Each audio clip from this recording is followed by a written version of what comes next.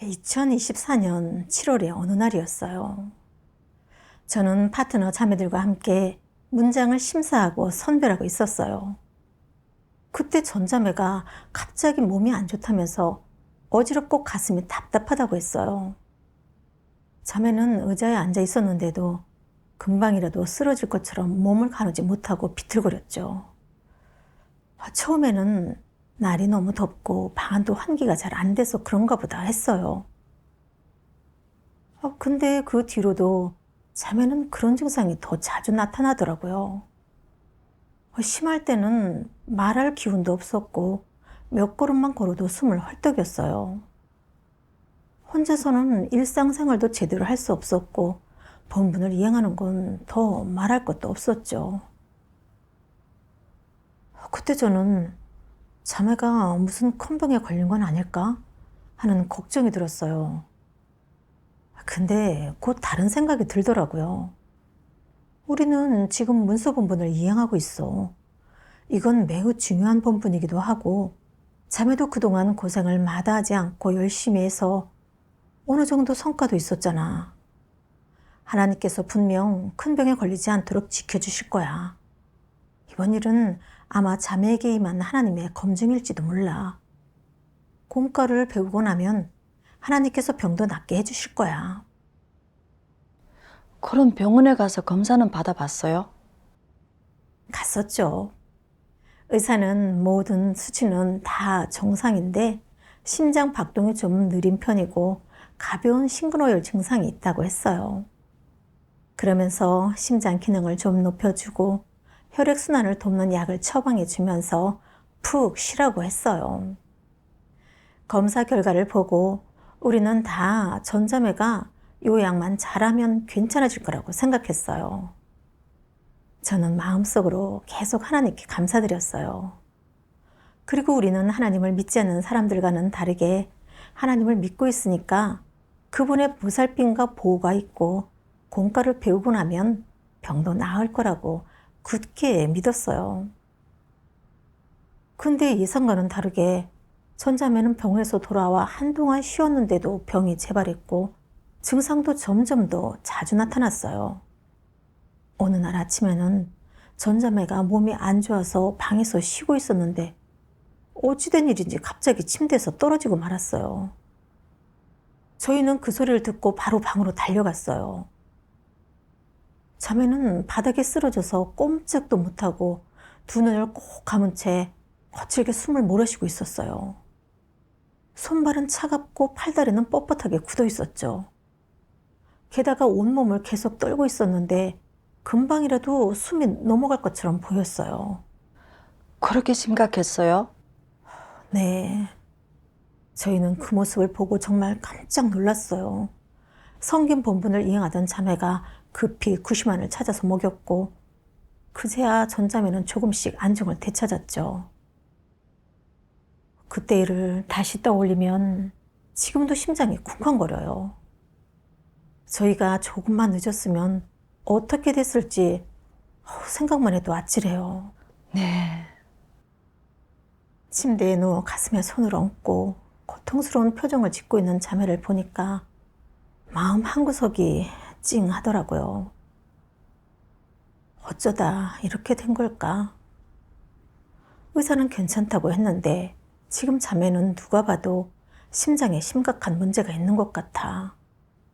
심장병이 심해지면 숨이 막혀서 언제든 갑자기 돌연사할 수도 있다던데. 맞아요.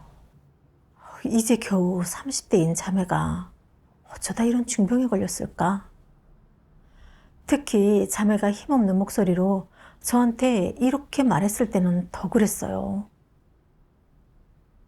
지금 몸이 너무 안 좋아요. 심장이 언제든 멎을 것 같아요. 만약 제가 죽게 되면 저희 엄마한테 하나님을 오해하지 말라고 꼭 전해주세요. 하나님께서 어떻게 하시든 다 공의롭다고요. 자매는 말을 하다가 잠시 멈췄지만 그 말투에는 정말 다급함이 느껴졌어요.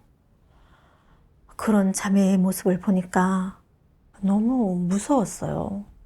저는 이런 생리별의 상황을 한 번도 겪어본 적이 없어서 순간 무슨 말로 자매를 위로해야 할지 전혀 모르겠더라고요. 나중에 리더가 자매의 건강 상태를 고려해서 가족에게 연락했고 자매는 집으로 돌아가 요양하게 됐어요. 저는 속으로 자매가 이렇게 아프다는 게 도무지 이해가 안 됐어요. 자매도 진심으로 하나님을 믿는 사람이잖아. 본분 때문에 남편에게 핍박을 받아서 집도 떠났고 지난 몇 년 동안 교회에서 계속 중요한 본분도 맡아왔고 성과도 있었는데 왜 이렇게까지 심하게 아픈 걸까? 하나님은 왜 자매를 보호해 주시지 않은 걸까? 실연이라고 해도 이 정도로 심각할 수가 있나? 사람이 죽으면 어떻게 구원받을 수 있겠어? 하나님을 믿지 않고 대적하는 사람들에게 여러 재앙이 닥치는 건 이해가 되지만 전자매는 다르잖아. 진심으로 하나님을 믿는데 왜 이런 큰 화를 겪게 되는 걸까? 그때 제 마음은 복잡했고 하나님의 뜻이 뭔지 모르겠더라고요. 그러다 문득 저 자신에 대해서도 돌아보게 됐어요. 예전에는 제가 가정도 내려놓고 생업도 내려놓은 채 10년 넘게 본분을 이행했고 계속 중요한 본분도 맡아오면서 나름 성과도 있었으니까 이렇게 계속 추구하면 마지막에는 분명 구원받아서 하나님 나라에 들어갈 수 있을 거라고 생각했어요. 근데 전점의 일을 겪고 나니까 하나님을 믿는다고 해서 구원받는 게 확실하게 보장된 건 아닌 것 같았어요. 어쩌면 저도 언젠가는 전자매처럼 갑자기 큰 화를 입거나 심지어 죽음에 직면할 수도 있겠다는 생각이 들었죠. 만약 죽어버리면 어떻게 구원받을 수 있겠어요? 그럼 수년간 바치고 헌신했던 것들은 다 수포로 돌아가는 게 아니겠어요? 이런 생각이 들자 점점 의기소침해졌고 본분을 이행하면서도 마음은 다른 곳에 가 있었어요. 그냥 매일 할 수 있는 만큼만 하고 맡은 일을 겨우 끝내는 데만 만족했어요. 그러다 보니 하나님과 저 사이에 보이지 않는 벽이 가로막고 있는 것 같았어요. 그래서 스스로에게 계속 물었어요. 내가 왜 이러지? 왜 전자매가 아프고 나서부터는 본분을 이행할 힘이 안 나는 걸까? 그러다가 구하던 중에 화를 입으면 무조건 나쁜 일일까요? 라는 체험 간증 영상을 보게 됐어요. 그 영상에 나온 하나님 말씀 2단락이 제 내적 상태랑 딱 맞아떨어졌어요. 전능하신 하나님 말씀. 어떤 사람은 다른 이에게 병고나 재앙이 임한 것을 보면 바로 자신과 연관지어 생각한다. 내게 저런 일이 닥치면 어쩌지? 하나님은 긍휼과 사랑의 하나님 아니신가? 어째서 하나님을 믿는데도 저런 재앙을 마주하는 거야? 나도 저런 고통을 겪어야 하는 걸까? 그럼 대체 하나님은 어떤 분이지? 하나님은 사람의 사정을 전혀 봐주지 않으시잖아. 언제 어디서든 사람이 생각지도 못한 환경을 마련해 고통받게 하시잖아. 이제 보니 하나님은 믿을 만한 분이 아닌 것 같아. 라고 말이다. 그는 믿지 않으려니 복을 받지 못할까봐 두렵고 계속 믿으려니 재앙이 닥칠까봐 두렵다. 그래서 그는 하나님 앞에 나와 기도할 때 하나님의 보호와 축복만을 구할 뿐 시련과 징계를 달라고 구할 엄두를 내지 못하고 감히 하나님, 당신의 뜻대로 이루소서. 저는 당신의 지배와 안배에 순종하겠습니다.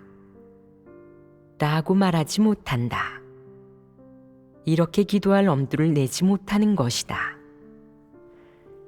지금 그는 다른 사람이 시련과 재앙을 마주하는 것을 보고 다짐과 용기가 작아졌고 마음속으로 하나님의 공의 성품과 형벌, 심판, 주제에 대해 다른 인식을 갖게 되었으며 하나님에 대한 경계심까지 생겨났다. 그러면 사람과 하나님 사이에는 벽이 생기고 틈이 벌어진다. 사람에게 이런 내적 상태가 생기면 좋겠느냐? 그럼 너희는 이런 내적 상태가 생기지 않겠느냐? 이런 내적 상태로 살아가지 않겠느냐? 이 문제를 어떻게 해결해야겠느냐? 진리를 구하지 않고 되겠느냐? 진리를 깨닫지 못하고 믿음도 없다면 길끝까지 하나님을 따르기가 무척 힘들 것이다. 언젠가 천재나 인재가 닥치면 바로 쓰러질지도 모른다. 사람은 모두 하나님을 믿은 후 단순히 하나님의 은혜와 축복, 약속만을 받아들이고자 준비하며 오직 하나님의 은총과 긍휼만을 받아들이고자 한다. 하나님의 형벌과 심판, 시련과 연단, 박탈을 받아들이려고 기다리고 예비하는 자는 아무도 없다. 그 누구도 하나님의 심판과 형벌, 박탈, 저주를 받아들이기 위해 준비하지 않는다. 사람과 하나님의 이런 관계가 정상적이냐? 비정상적입니다. 어째서 비정상적이라고 하겠느냐? 문제가 어디에 있겠느냐? 사람에게 진리가 없다는 것이 문제이다. 사람은 관념과 상상이 너무 많고 늘 하나님을 오해하며 진리를 구해 문제를 해결할 줄도 모르기에 문제가 발생하기 아주 쉽다. 특히 사람은 오직 복을 받기 위해 하나님을 믿고 하나님과 거래하려 하며 하나님에게 요구하려고만 할 뿐 진리를 추구하지는 않는다. 이는 매우 위험한 일이다. 그러다가 관념에 맞지 않는 일이 닥치면 바로 하나님에게 관념과 오해, 원망을 가질 것이며 심지어는 하나님을 배반할 수도 있다. 그 결과는 무척 심각하지 않겠느냐? 대부분 사람이 하나님을 믿으면서 어떤 길을 가느냐? 몇 년간 설교를 들었고 또 글귀와 도리를 어느 정도 말할 수 있다고는 하나 사실 진실로 진리를 깨달은 것은 아니다. 입으로는 진리를 추구한다고 하지만 진리를 얻기 위해 대가를 치를 수 있는 사람은 얼마 되지 않는다. 하나님 말씀을 보고 나서요, 저는 깨달았어요. 제가 이렇게 의기소침해지는 근본적인 이유는 하나님을 믿는 제 관점에 문제가 있었던 거였어요. 저는 하나님을 믿으면서도 복만 받기를 바랐고 복받을 희망이 보이지 않으니까 하나님을 오해하고 원망하면서 하나님에 대한 믿음까지 잃었던 거예요. 처음에 전자매가 아픈 걸 봤을 때는 조금 걱정되긴 했지만 우리는 중요한 본분을 이행하고 있고 자매도 진심으로 하나님을 믿는 사람이니까 하나님께서 분명 병을 낫게 해주시고 보호해 주실 거라고 생각했어요. 게다가 병원 검사에서 모든 수치가 정상으로 나왔을 때는 하나님은 신실하시고 진심으로 하나님을 위해 헌신하는 사람은 반드시 그분의 축복과 보호를 받을 거라고 굳게 믿었어요. 근데 자매의 병이 재발되고 심지어 죽음의 문턱까지 가는 걸 보니까 저도 모르게 하나님을 오해하고 원망하기 시작했어요. 왜 자매가 이렇게 큰 화를 입게 된 거지? 왜 하나님은 자매를 지켜주시지 않은 거지? 이런 생각이 들면서 심지어 하나님을 믿는 사람도 이방인과 다를 바 없이 구원을 보장받을 수 없다고 생각했어요. 그리고 곧바로 저 자신을 떠올리면서 저도 자매처럼 갑자기 어떤 화를 입는 건 아닌지, 혹시 불치병에 걸려 결국 죽게 되면 구원받을 수 없는 건 아닌지 걱정했어요. 앞날과 종착지에 대한 걱정과 염려가 생기니까 제 마음은 점점 하나님께서 멀어졌고 본분을 이행하는데도 점점 소극적이고 수동적으로 변했어요. 저는 하나님을 믿으면서 복과 은혜만 받으려고 했고 그 욕심이 무너지는 순간 저도 모르게 하나님을 오해하고 원망했어요. 심지어 의기소침해져서 본분도 건성으로 이행했고요. 이런 제 모습은 하나님께 대항하고 하나님을 배반하는 거였어요. 네. 제 모습은 떡으로 배만 불리려는 종교의 사람들과 전혀 다를 게 없었어요. 하나님의 축복을 받을 때는 열정이 넘쳐서 뭐든 버리고 헌신하려 했고 어떤 대가를 치르든 상관없었어요. 근데 막상 복 받을 희망이 보이지 않으니까 금방 풀이 죽어버렸어요. 수년간 하나님을 믿어온 게 복과 은혜를 얻기 위해서였고 저도 떡으로 배만 불리려는 불신파에 불과했어요. 이런 걸 깨닫게 되니까 저 자신이 밉고 혐오스럽게 느껴졌어요. 또 그동안 하나님을 오해했던 게 너무 죄스럽고 죄책감도 들었고요. 나중에 다시 하나님의 말씀을 보고 하나님의 공의로운 성품에 대해 조금이나마 알게 됐어요. 전능하신 하나님 말씀. 만약 내가 마음속으로 정말 진리를 추구하고자 한다면 하나님 말씀의 심판과 형벌을 받아들이는 데 공을 들이고 서둘러 너 자신을 반성하고 인식하며 곧 닥칠 시련과 연단을 위해 마음의 준비를 해야 한다. 내가 하나님을 위해 얼마나 헌신했든 본분을 이행하면서 얼마나 많은 대가를 치렀든 마지막에 욥과 같은 시련이 닥쳐 하나님이 내 모든 재산을 거두어 간다면 심지어 내 목숨마저 끝내려 한다면 그때 너는 어떻게 대해야겠느냐? 하나님의 주제와 안배를 어떻게 대해야겠느냐? 내 본분을 어떻게 대해야겠느냐? 하나님이 내게 맡긴 부탁을 어떻게 대해야겠느냐? 올바르게 이해하고 올바른 태도를 지닐 수 있겠느냐?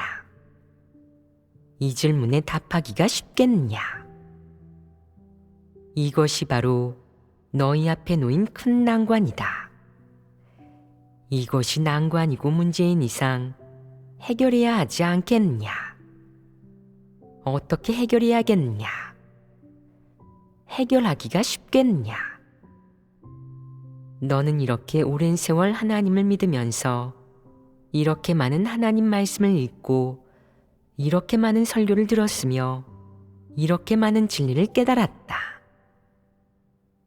만약 내가 하나님의 모든 지배에 따를 준비가 되어 있다면 복을 받든 화를 입든 설령 내 헌신과 버림, 내가 지불한 대가와 필생의 에너지로 얻어낸 것이 고작 하나님의 저주 한마디나 박탈이라고 할지라도 원망하지 않고 개인적인 욕망과 요구를 갖지 않는다면 오직 하나님에게 순종하고 하나님의 지배에 따르기만을 구하며 하나님의 주제에 대해 조금이라도 인식하고 순종하는 것이 가치 있는 인생이라고 생각한다면, 이런 올바른 태도를 갖춘다면 어려움이 닥쳤을 때 해결하기가 쉽지 않겠느냐?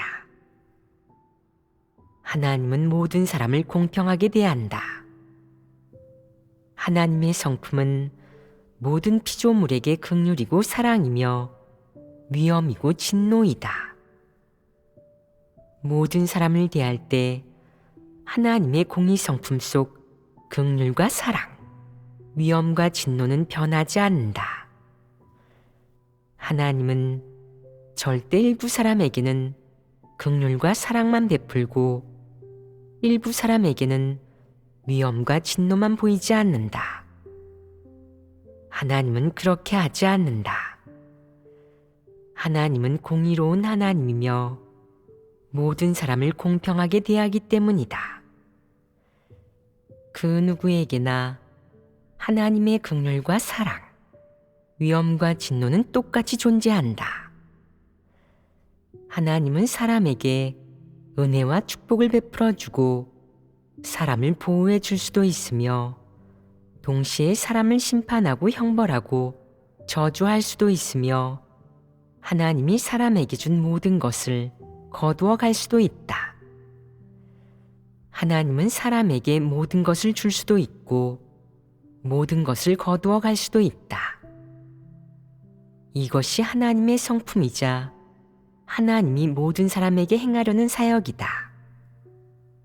그러므로 만약 나는 하나님이 소중히 여기는 사람이야. 하나님의 눈동자처럼 말이야. 하나님은 내가 괴로워하거나 고통스러워하지 않도록 차마 나를 심판하거나 형벌하지도 내게 주신 모든 것을 거두어 가지도 못하실 거야. 라고 여긴다면 이는 잘못된 생각 아니겠느냐. 하나님에게 관념을 품은 것 아니겠느냐. 그럼 너는 이러한 진리를 깨닫기 전까지는 그저 하나님의 은혜와 긍휼, 사랑을 누리려고만 한 것 아니겠느냐.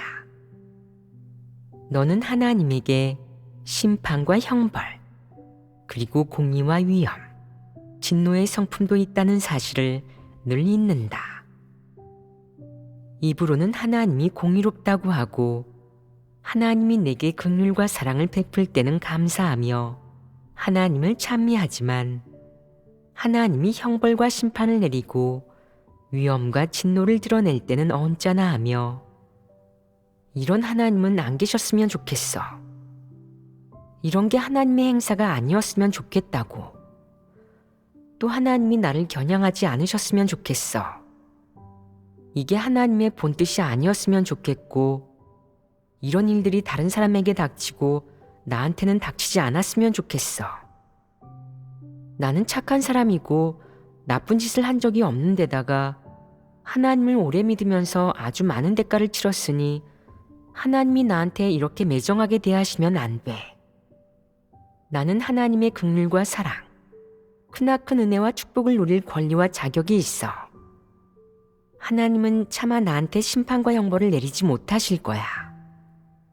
라고 생각한다. 이는 일방적이고 그릇된 생각 아니겠느냐. 그렇습니다. 무엇이 잘못되었느냐? 너는 스스로를 피조물, 지음받은 인류 중 일원으로 여기지 않았으며 그릇되게도 너 자신을 지음받은 인류와 구분하여 피조물 중에서 특별한 계층이나 부류로 여기면서 특수한 신분을 갖다 붙였으니 그것이 잘못되었다. 이는 교만하고 독선적인 것 아니겠냐?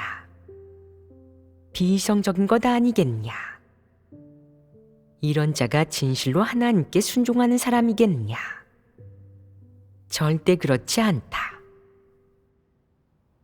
하나님 말씀을 보고 나서 하나님은 모든 사람에게 공평하고 공의로우신 분이라는 걸 깨달았어요. 어떤 사람이 중요한 본분을 맡았거나 본분에서 특별히 공헌을 했다고 해서 늘 그 사람을 보호하고 축복하셔서 아무런 어려움도 겪지 않게 해주시는 건 아니었어요. 그렇죠. 근데 저는 늘 하나님을 믿지 않거나 하나님께 진심이 아니고 진리를 추구하지 않는 사람들만 화를 입는다고 생각했어요. 그래서 전점에는 교회에서 중요한 본분을 이행하고 어느 정도 성과도 있으니까 하나님께서 당연히 지켜주셔서 큰 병이나 화를 겪지 않게 해주셔야 한다고 생각했던 거예요. 이건 전부 제 관념과 상상일 뿐이고 진리와는 전혀 맞지 않는 거였어요. 맞아요. 하나님의 본질은 공의롭기 때문에 사람에게 복을 주시든 아니면 화를 겪게 하시든 하나님은 언제나 공의로우세요. 하나님은 잘못된 일을 하실 리가 없는 거죠. 그래서 피조물인 우리는 그걸 받아들이고 순종해야 하고 그게 바로 사람이 갖춰야 할 이성이에요. 아멘. 그때 어떤 자매가 떠올랐어요. 그 자매는 계속 리더로 있으면서 여러 중요한 사역을 맡아왔는데 나중에 고혈압이 너무 심해지고 다른 병들까지 겹치면서 생명이 위태로울 정도까지 갔었어요. 물론 자매는 마음이 좀 연약해지긴 했지만 진리를 구하고 공과를 배우는 데 힘쓰면서 순종할 수 있었어요. 그 일을 겪고 나서 자매는 자신의 폐계 성품과 하나님의 공의로운 성품에 대해 어느 정도 깨닫게 됐고 그 체험적 인식을 간증문으로 쓰기까지 했어요. 하나님께서 자매에게 병을 허락하신 건 사실 자매님 내면에 있는 폐괴와 불순물을 정결케 하시려는 거였어요. 이건 하나님께서 자매를 구원하시고 온전케 하시는 거였어요. 아멘. 또 하나님 사역의 지혜였던 거죠. 맞아요. 욥도 마찬가지였어요. 욥은 하나님을 경외하며 악에서 떠난 사람이었지만 하나님은 사탄이 그를 시험하도록 허락하셨어요. 욥은 재산을 약탈당하고 자녀들도 잃고 자신은 온몸에 악창이 나서 육체적으로 큰 고통을 겪었어요. 그런데도 그는 하나님을 떠나지 않았고 하나님께 죄 짓는 말은 단 한마디도 하지 않았어요. 오히려 하나님을 위해 힘있는 증거를 했죠. 겉으로만 보면 하나님께서 사탄이 욥을 시험하도록 허락하셔서 그렇게 큰 고통을 겪게 하신 건 사람의 관념에는 전혀 맞지 않아요. 근데 하나님은 바로 그런 일들을 통해서 욥이 사탄 앞에서 하나님을 위해 힘있게 증거하게 하셨고 결국 욥의 믿음은 온전케 됐어요. 아멘. 하나님께서 어떻게 하시든 다 좋은 일이에요. 사람이 화를 입는다고 해서 반드시 나쁜 일은 아니죠. 맞아요.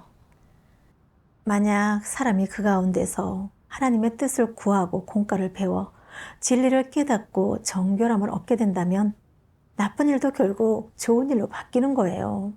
정말 그래요.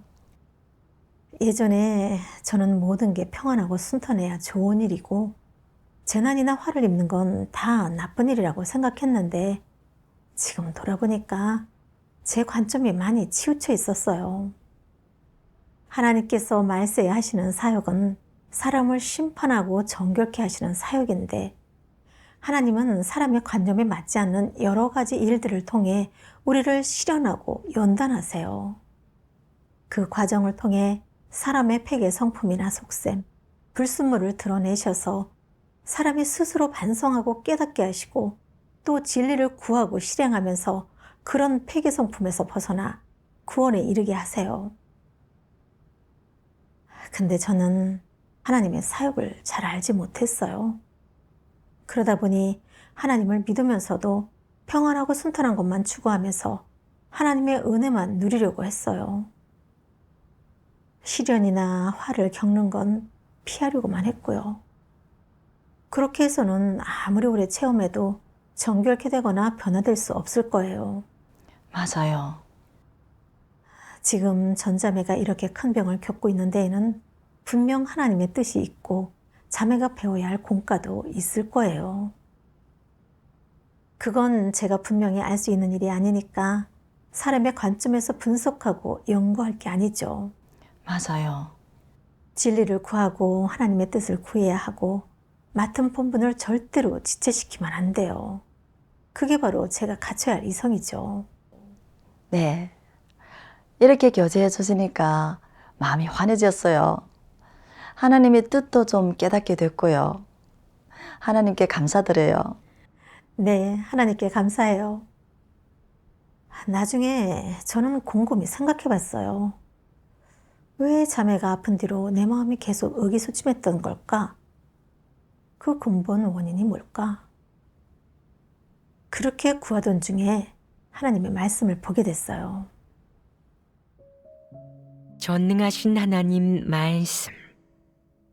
하나님 집에서 그리고 형제자매들 사이에서 내 신분과 지위가 아무리 높아도 내가 이행하는 본분이 아무리 중요해도 내 재능과 기여가 아무리 대단해도 혹은 내가 하나님을 믿은 기간이 아무리 길어도 하나님의 눈에 너는 하나의 피조물일 뿐이다.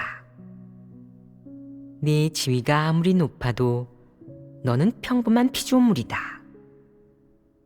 네가 스스로에게 씌운 고귀한 감투와 호칭은 객관적으로 실제하지 않고 존재하지도 않는다. 내가 언제나 그것을 면류관으로 여기고 너를 특별한 계층이나 인물이 되게 하는 미천으로 삼는다면 그런 행동은 하나님의 견해에 저촉되고 충돌되며 하나님과 합하지 않는 것이다. 이는 어떤 결과를 낳겠느냐? 피조물이 이행해야 할 본분에 반발심이 생기게 하지 않겠느냐? 하나님의 눈에 너는 본래 한 명의 피조물일 뿐이지만 너는 스스로를 피조물로 여기지 않는다. 이런 마음가짐을 갖고 있는데 하나님께 진실로 순종할 수 있겠느냐? 너는 언제나 일방적으로 하나님은 나한테 이렇게 대하시면 안 돼. 하나님은 절대 그렇게 나를 대하실 리가 없지. 라고 생각하는데 이것이 하나님과 충돌을 일으키지 않겠느냐? 하나님의 행사가 내 관념과 심리, 그리고 내 필요에 맞지 않을 때 너는 마음속으로 어떤 생각이 들겠느냐? 하나님이 내게 배치한 환경을 어떻게 대하겠느냐? 순종하겠느냐? 너는 순종하지 않을 뿐만 아니라 틀림없이 반발하고 반항하고 불평하고 원망하면서 마음속으로 계속 예전에 하나님은 나에게 보호와 은총을 베푸셨어. 그런데 왜 지금은 달라진 거지? 못 살겠어. 라고 생각하고 날뛰며 억지를 부리기 시작할 것이다. 만약 내가 집에서 부모에게 억지를 부린다면 넘어갈 수 있을 것이다. 부모가 너를 어찌하지는 않을 테니 말이다. 하지만 하나님 집에서는 통하지 않는다. 너의 그런 행동은 교회 사역을 교란하는 짓이며 하나님 집에서 그렇게 날뛰며 억지를 부리는 것은 몹시 비양심적이고 비이성적인 행동이기 때문이다. 하나님의 선민들도 눈뜨고 못 봐줄 텐데 하나님이 내 그런 모습을 참아주겠느냐? 네가 그렇게 하도록 하나님이 내버려 두겠느냐? 그러지 않을 것이다. 어째서겠느냐? 하나님은 내 부모가 아니다. 그는 하나님이고 창조주이다. 창조주는 절대 피조물이 그의 앞에서 막무가내로 날뛰고 울며 불며 생떼를 쓰는 것을 용인해 주지 않는다. 하나님이 너를 심판하고 형벌할 때, 내게 시련을 줄 때, 혹은 하나님이 내가 가진 것을 빼앗아 갈 때, 너를 환난 가운데 떨어뜨릴 때 하나님이 보고자 하는 것은 창조주에 대한 피조물의 태도가 어떤지, 피조물이 어떤 길을 선택할지 하는 것이다. 하나님은 절대 내가 날뛰고 억지를 부리며 궤변을 늘어놓도록 내버려 두지 않는다. 이러한 것을 깨달았다면 창조주의 모든 행사를 어떻게 대해야 할지 생각해 보아야 하지 않겠느냐. 먼저 사람은 피조물의 위치에 서서 자신이 피조물의 신분임을 확실히 해야 한다. 너는 스스로가 피조물임을 확실히 알 수 있느냐? 만약 그렇다면 피조물의 위치에 서서 창조주의 안배에 순종해야 하며 설령 고통을 좀 받을지라도 원망하지 말아야 한다. 이런 자가 바로 이성을 갖춘 사람이다. 만약 네가 자신이 피조물이라는 사실을 인정하지 않고 너에게는 직함이 있다고, 머리에 후광이 있다고, 내가 신분이 있는 사람이고 하나님 집에서 대단한 리더, 지휘자, 편집장, 감독이라고, 하나님 집의 사역을 위해 큰 공을 세운 사람이라고 생각한다면 너는 가장 비이성적이고 후한무치한 사람이다. 너희가 신분과 지위, 몸값이 있는 사람이냐? 그렇지 않습니다. 그럼 무엇이냐? 피조물입니다. 그렇다. 평범한 피조물일 뿐이다. 사람들 사이에서는 자격을 논하고 나이를 내세우며 내 공로를 빌미로 거들먹거리거나 영웅담을 늘어놓을 수 있겠지만 하나님 앞에서 그런 것들은 하등의 가치가 없으며 하나님을 역겹게 할 뿐이다. 만약 내가 스스로를 돌아보지 못한 채 계속 자신을 과시하고 드러내며 자격을 논한다면 이를 망치게 될 것이다. 하나님은 너를 몹시 비이성적이고 극도로 교만한 사람으로 보아 혐오하고 역겨워할 것이며 한쪽에 치워둘 것이다. 그럼 너는 곤란해질 것이다. 적그리스도 부류의 이성은 건전하지 않다. 아무리 진리를 교제해 주어도, 아무리 분명하게 진리를 교제해 주어도 그들은 하나님의 뜻을 이해하지 못하고 도대체 왜 하나님을 믿는 것인지, 사람이 마땅히 가야 할 바른 길은 무엇인지 깨닫지 못한다. 사악한 성품과 본성, 그리고 이 부류의 본성 본질 때문에 그들은 마음속 깊이 도대체 무엇이 진리인지, 무엇이 긍정적인 사물인지, 도대체 무엇이 옳고 그른 것인지 분별해내지 못한다. 그들은 자신의 야심과 욕망을 단단히 붙잡고 이러한 것들을 진리로, 인생의 유일한 목표로, 가장 정의로운 사업으로 여긴다.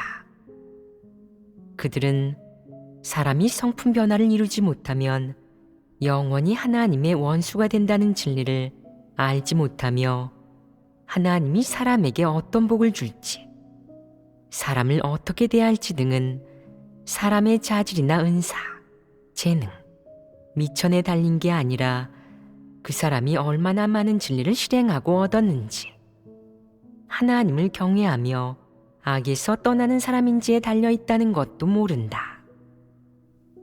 이는 적그리스도가 영원히 이해하지 못하는 진리로 적그리스도는 절대 이것을 깨닫지 못한다. 이는 적그리스도의 가장 어리석은 면이기도 하다. 처음부터 끝까지 본분을 대하는 적그리스도의 태도는 무엇이냐? 그들은 본분 이행을 하나의 거래로 여긴다. 본분을 이행하면서 많은 대가를 치르고 하나님 집을 위해 큰 기여를 하며 하나님 집에서 오래 버틴 사람은 마지막에 복과 면류관을 얻을 확률이 높아진다고 생각하는 것이다. 이것이 적그리스도의 논리이다. 하나님 말씀을 보고 나서야 깨달았어요. 적그리스도는 복 받는 걸 자기가 추구해야 할 목표로 삼고 하나님을 믿으면서도 진리는 추구하지 않고 오직 복만 받길 바래요. 또 하나님 집에서 중요한 본분을 이행하고 조금이라도 공헌을 하면 하나님께 큰 축복을 받을 자격이 있다고 여기죠.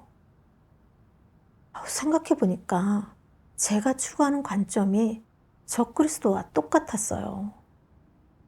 저도 중요한 본분을 맡아서 고생도 하고 대가를 치르면서 본분에서 어느 정도 성과를 내고 충분한 선행을 예비하기만 하면 공헌이 클수록 하나님께 더 많은 축복을 받고 결국에는 구원받을 수 있을 거라고 생각했거든요. 근데 이번에 전자말기 병에 걸리고 상태가 점점 나빠져서 생명이 위태로워지는 걸 보니까 저는 하나님을 오해하면서 왜 자매를 보호해주지 않으시는지 원망했어요. 그리고 저도 자매처럼 갑자기 큰 병에 걸리거나 무슨 불행한 일을 당해서 마지막엔 구원받을 희망조차 없어질까봐 걱정까지 했고요. 그래서 마음이 점점 의기소침해졌고 본분을 이행하는 데도 힘이 빠지게 된 거였어요. 이런 제 모습은 하나님과 힘겨루기를 하는 거였고 하나님의 주제 안배에 대항하는 거였어요. 정말 이성이라고는 전혀 없었던 거예요. 우리는 그저 평범한 피조물일 뿐이고 교회에서 어떤 본분을 이행하든 하나님은 모두를 공평하게 대하세요. 근데 저는 스스로를 너무 높게 보면서 제자리에 제대로 서지 못했어요. 늘 제가 중요한 본분을 한다는 걸 내세워서 하나님께 은혜와 축복을 요구했고 재난이나 화를 겪지 않게 지켜달라고만 했어요. 전 정말 이성이라고는 털끝만큼도 없었던 거예요. 제가 하나님을 믿고 본분을 이행한 건 진리를 추구해서 생명 성품의 변화에 이르기 위해서가 아니라 상과 축복을 받기 위한 거였어요. 저도 은혜 시대의 바울이랑 똑같은 사람 아니었을까요? 바울은 하나님을 믿는데 진심이 없었고 사역하고 헌신하는 것도 자신의 사치스러운 욕망으로 가득 차 있었어요. 항상 사람들 앞에서 자신을 높이고 공로를 과시하면서 자기가 주님을 위해 얼마나 많은 일을 했는지, 얼마나 큰 성과를 냈는지 자랑했어요. 그리고 그걸 내세워서 하나님께 상과 면류관을 요구하기까지 했어요. 심지어 내가 선한 싸움을 싸우고 나의 달려갈 길을 마치고 믿음을 지켰으니 이제 후로는 나를 위하여 의의 면류관이 예비되었으므로, 이런 말까지 하면서 하나님의 성품을 거슬러서 하나님의 징벌을 받았죠. 지금 제가 가고 있는 길이 바로 바울의 길이었어요. 이걸 하루빨리 바로잡지 않거나 본분을 이행하는 마음가짐도 바로 세우지 않으면서 계속 복만 받으려고 한다면 저도 바울처럼 하나님께 도태돼서 구원받을 기회를 잃게 될 거예요. 네. 하나님 말씀에 근거해서 이렇게 교제하고 분석해 보니까 하나님을 믿는 관점이 바뀌지 않으면 그 결과가 정말 너무 심각하네요. 네, 그러게 말이에요. 나중에 저는 또 하나님의 말씀을 보면서 하나님께서 어떤 사람을 인정하시고 마음에 들어 하시는지 더 분명히 알게 됐어요. 전능하신 하나님 말씀.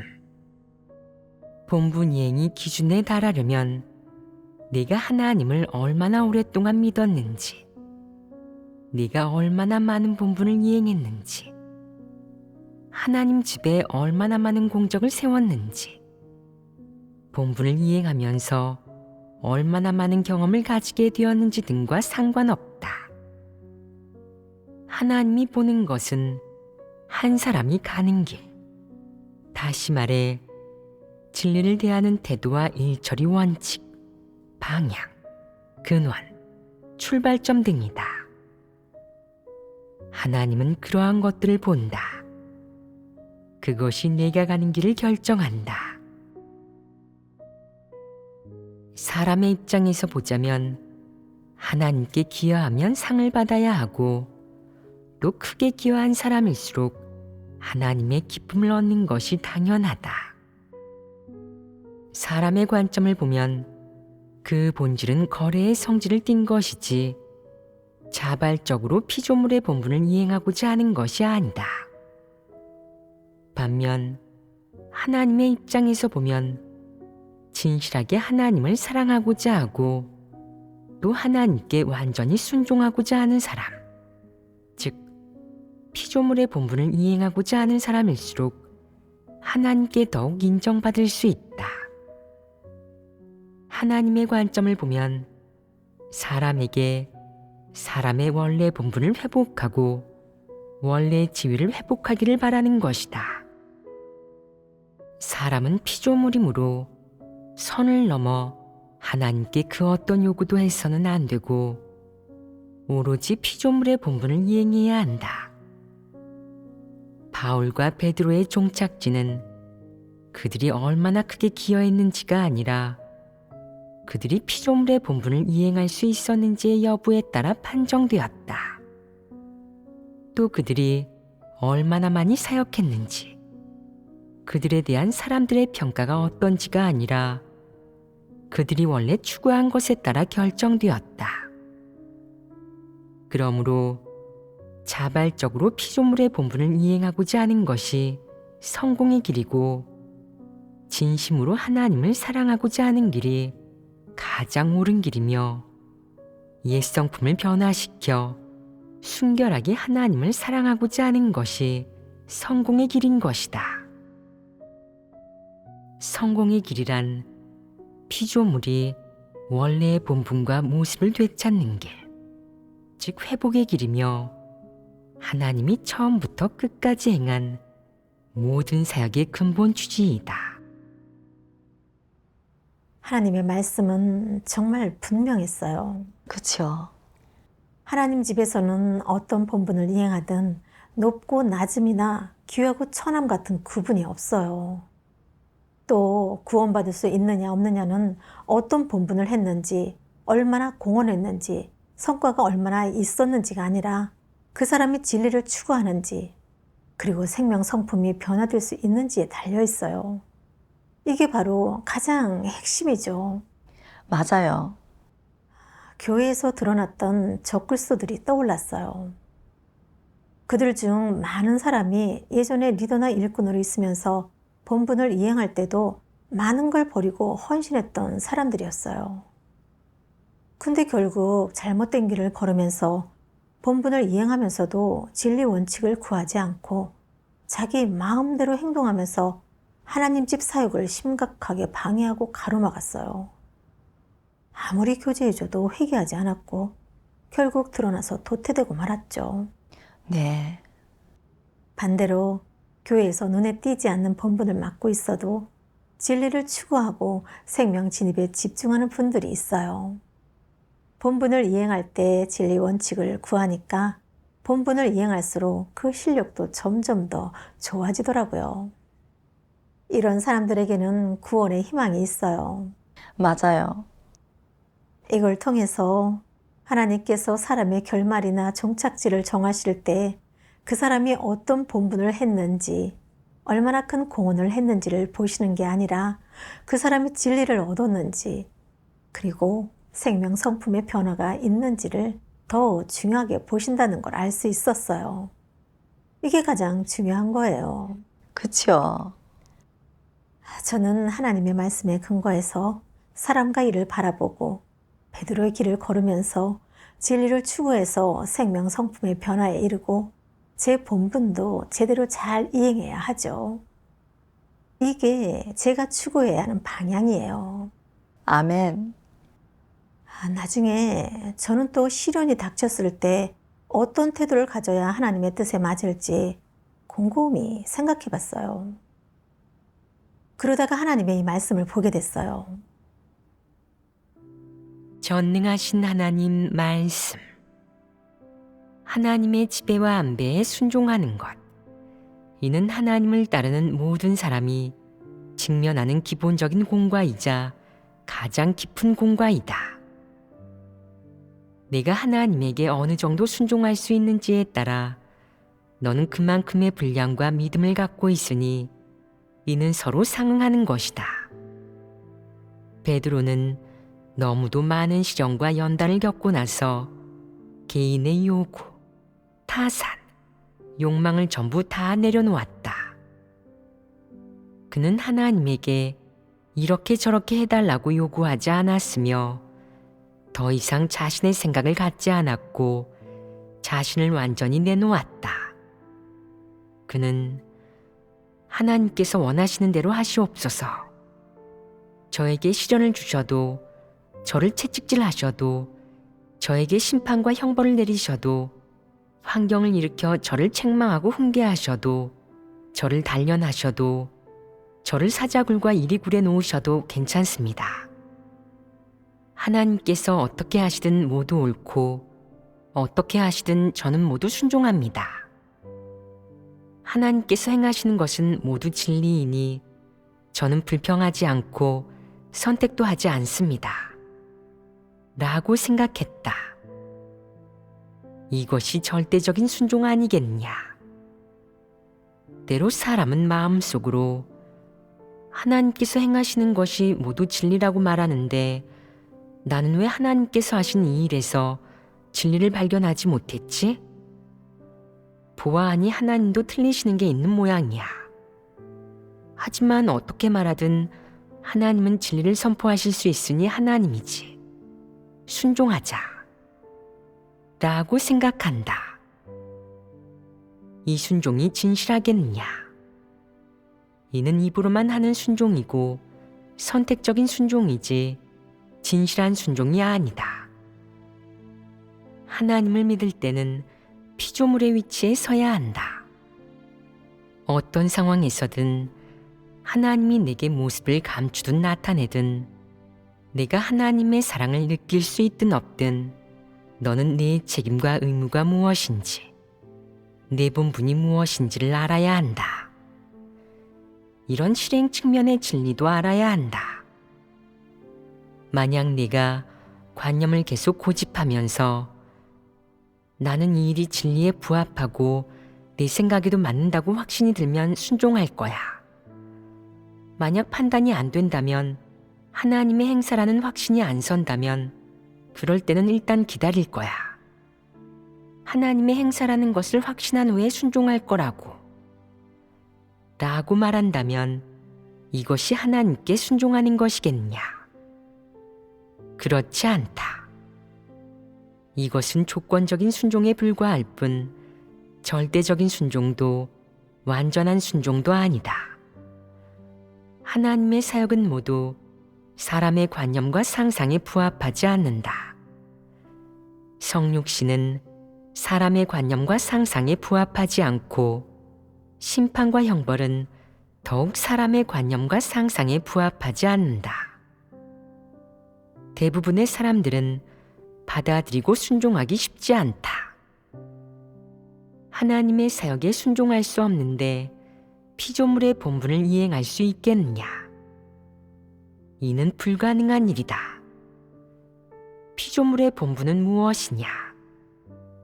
피조물의 위치에 서서 하나님의 부탁을 받아들이고 하나님의 안배에 순종하는 것입니다. 그렇다. 그것은 근원을 찾은 것이다. 그러면 문제를 해결하기가 쉽지 않겠느냐? 피조물의 자리에 서서 창조주인 너의 하나님께 순종하는 것. 이는 모든 피조물이 마땅히 지켜야 하는 것이다. 하나님의 말씀은 제가 어떻게 실행해야 할지 길을 보여줬어요. 어떤 화나 시련이 닥치든 하나님으로부터 받아들이고 하나님의 주제 안배에 순종해야 해요. 그쵸? 베드로는 시련을 겪을 때 하나님께서 어떤 환경을 마련해 주시든 어떤 고통과 연단을 받게 하시든 자기 이익은 전혀 생각하지 않았어요. 오직 어떻게 하면 하나님을 만족해드리고 사랑할 수 있을지만 생각했고 심지어 하나님을 위해 자신의 생명까지 바쳤어요. 그래서 베드로의 그런 실행은 하나님께 기억되고 칭찬받았죠. 근데 저는 전자매가 아주 심각한 병에 걸린 걸 보면서 마음속으로 하나님을 원망하고 반발했고 저도 혹시 화를 입거나 죽게 될까 봐 두려워했어요. 저에게는 하나님에 대한 믿음도 없었고 순종은 더더욱 없었던 거예요. 저는 뒤늦은 증거라는 영화가 떠올랐어요. 주인공 저우 샤밍이 처음 경찰에 체포돼서 심하게 고문을 당했을 때 죽음이 두려워서 하나님을 믿는다는 사실을 부인했어요.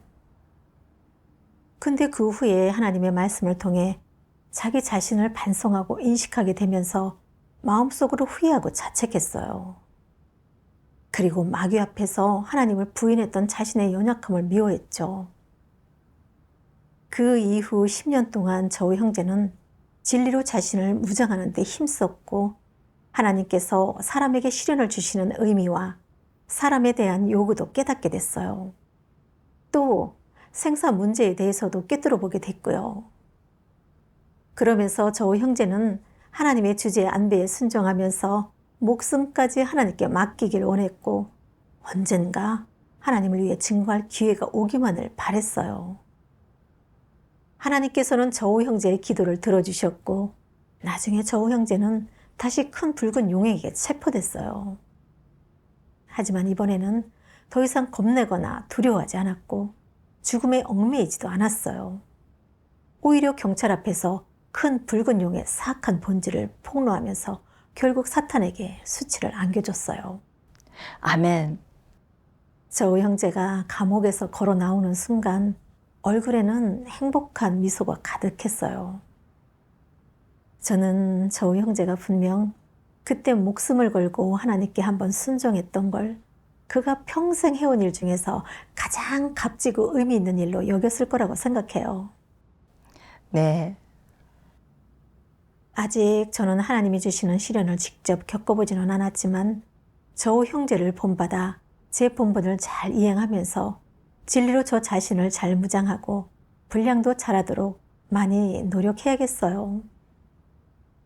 그래서 언젠가 하나님의 시련이 저한테 닥친다면 저도 저 형제처럼 제 모든 걸 하나님께 맡기고 하나님의 주제 안배에 순종하면서 하나님을 위해 증거해서 하나님의 마음을 위로해드리고 싶어요. 아멘. 이렇게 얘기 나누다 보니까 믿음도 생기네요. 앞으로 어떤 시련과 환난이 닥쳐도 그 속에서 진리를 구하면서 하나님 사역을 체험하는 법을 배워야겠어요. 네. 얼마 후 저희는 전자매한테서 편지를 받았어요. 자매는 집으로 돌아간 뒤에 체험과 이번 병을 겪으면서 배운 것들에 대해 이야기해 줬어요. 자매는 상태가 좀 나아졌고 힘이 닿는 데까지 본분도 좀 이행하고 있다고 했어요. 또 앞으로 병이 완전히 낫든 낫지 않든 하나님을 의지하면서 겪어 나가고 하나님의 주제 안배에 순종하고 싶다고 했어요. 자매가 병의 고통 속에서도 긍정적으로 받아들이고 공과를 배운 걸 보면서 저는 어떤 일이 닥치든 그 속에는 하나님의 아름다운 뜻이 있다는 걸 진심으로 느꼈어요. 하나님께서는 이 병을 통해 자매를 온전케 하시는 동시에 저한테도 그 가운데서 공과를 배우게 하신 거였어요. 하나님께 감사드립니다. 하나님께 감사드려요.